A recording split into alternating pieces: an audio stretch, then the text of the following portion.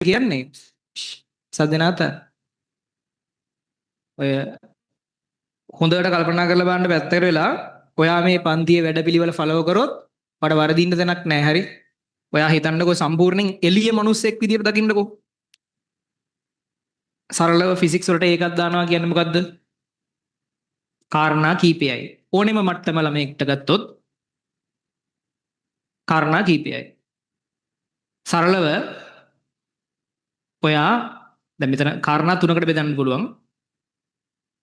ඔයා ඉගෙන ගන්න ඕනේ පාඩම් ටික, රිවයිස් කරන්න ඕනේ පාඩම් ටික, ප්‍රශ්න කරන්න ඕනේ, පේපර්ස් ලියන්න ඕනේ.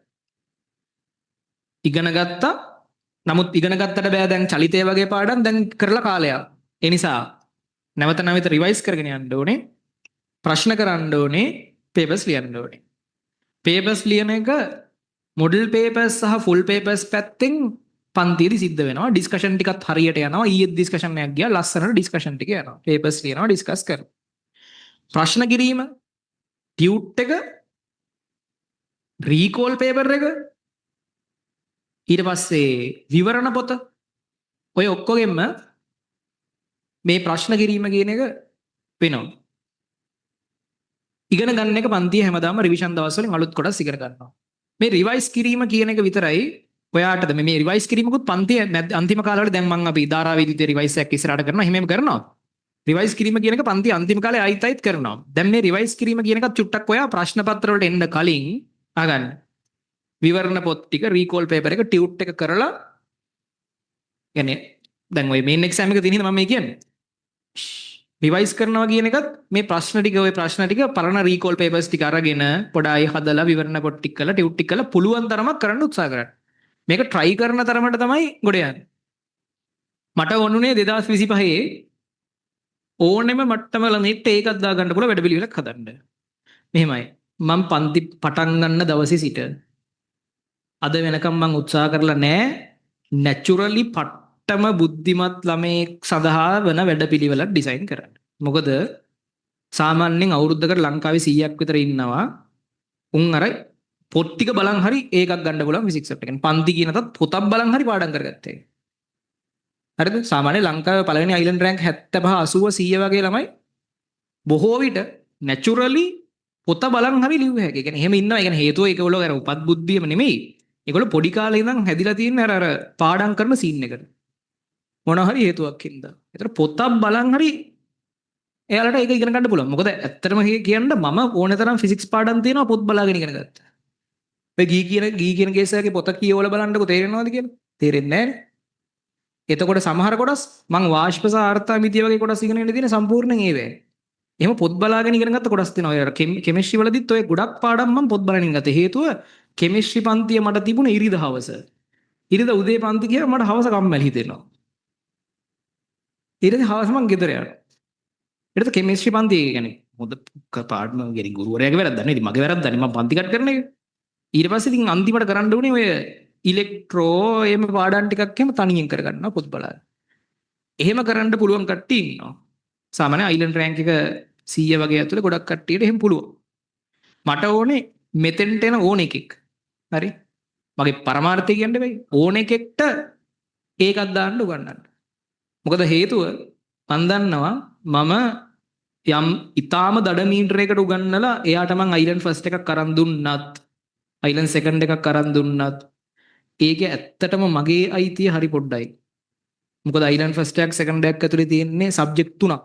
ඒ තුනනුත් ඇත්තටම එහෙම ඒ පළවෙනි 10 වගේ ඇතුලේ ළමයි ගොඩාක් තැන් වලින් ඉගෙන ගන්න පොත් වලින් සමහරවිට ඉංග්‍රීසි පොත් අරගෙන ඒවෙන් එහෙම ඉගෙන ගන්නවා. ගුරුවරු දෙතුන් දෙනෙක්ගෙන් ඉගෙන ගන්නවා. පේපර්ස් එක එක වලින් එහෙම. ඒතොර ඒක මං කියන්නේ මේ දැන් එහෙම ළමයි අපේ පන්ති වල උන්තරන් ඉන්නවා. නමුත් මං කියන්නේ එයාගේ ප්‍රතිඵලයට මම දායක වෙලා තියෙනවට වඩා මං F එකේ හිටපු එක B එකට ගෙනියන්න ලොකුවට දායක වෙලා තියෙනවා. F එකේ හිටපු එක A එකට ගෙනියන්න මම ලොකුවට දායක වෙලා තියෙනවා. හරිද? එතකොට මම මාව පොසිෂන් කරන්නේ මට පන්තියක සාමාන්‍යයෙන් ඇවරේජ් ළමෙක්ව. මධ්‍යස්ථ ළමයි මං කියන එක අහන්න නැති එකෙක්ට මට කරන්න දෙයක් නැහැ. ඒ කියන්නේ ඒතකොට මම වැට්ටික් කරන්න ඔක්කොම ටීට් ටිකක් දීලා විවරණ පොතක් දීලා රිවයිස් උත් දීලා පේපර්ස් උත් ඔක්කොම කරලා පන්තියෙත් උගන්ලා මගේ උපරිම මහන්සියෙන් උගන්වලා අර මම පන්ති පටන් ගන්න දවසේ මම හිතාගෙන තියෙනවා මම පළවෙනි ඉන්ඩිවිජුවල් ක්ලාස් එකට යද්දි මම හිතාගෙන තියෙනවා ඉන්ඩිවිජුවල් ක්ලාස් කරද්දී හරිද? මම හිතන් තියෙනවා මම කවදාවත් එක විනාඩියක්වත් ළමයෙක්ගෙන් සල්ලි අරගෙන ඒ ළමයාට අහිතක් කරන්නේ නැහැ කියලා. ඒ කියන්නේ ඉන්ඩිවිජුවල් ක්ලාස් ඔයගොල්ලෝ යනවා නම් ඔයගොල්ලෝ දන්නවා ඉන්ඩිවිජුවල් ක්ලාස් කියලා තියෙනවා නම් ඉන්ඩිවිජුවල් ගුරුවරු ඕන තරම් ඉන්නවා. පන්තියට අවිලා පැය 3යි නම් ඒ පැය 3 ගෙවෙන්න බයිලා කරලා යනවා. ඒ කියන්නේ ඔයාට මොන හරි උගන්වලා ගණන් හදන්න පැය භාගයක් දෙනවා. තව ඊට පස්සේ තව මොන හරි දෙයකට තව පැයක් දෙනවා. එහෙම ඉන්නවා ඉන්ඩිවිජුවල් ගුරුවරු ගණන් හදන්න. එතකොට මම ඉන්ඩිවිජුවල් ක්ලාස් කරන කාලේ මගේ තිබිච්ච ඒ පටන් ගන්න දවසේ නම් මට මම මේ ඔයා මේ පන්ති ඉන්න වෙලාවේ මම මගේ ෆුල් එෆර්ට් එක දාලා උගන්වනවා. 100%ම මහන්සිලා උගන්වනවා. මොකද මෙතන බැරි මේ කාටවත් මේක තේරෙන්න ඕනේ. ඒතර ඒ කාලේ ඉඳන් මම කවදාවත් ඉන්ඩිවිජුවල් ක්ලාස් එක පන්ති එකක් බොන්න කියන සමහරට තේ දෙනවනේ ඉන්ඩිවිජුවල් ක්ලාස් වල. විනාඩි 20ක් 15ක් ගියා නම් කණ්ඩ මොනවාරි විශේෂ දෙයක් දීලා මම ඒ විනාඩි 15 වැඩියෙන් පන්ති කරලා තමයි. හරි. කරන දේ අවංකව කරන්න ඕනේ තමන්. තමන් කරන දේ තමන්ගේ දැක්මට අනුව අවංකව කරන්න. එතකොට ඒකයි මම ඔය ස්පෙෂල් මීටින් අර වගේ මේ වගේ ඒවත් ඔක්කොම එළියෙන්. ඒ කියන්නේ පන්තියේට එළියෙන් ගන්න.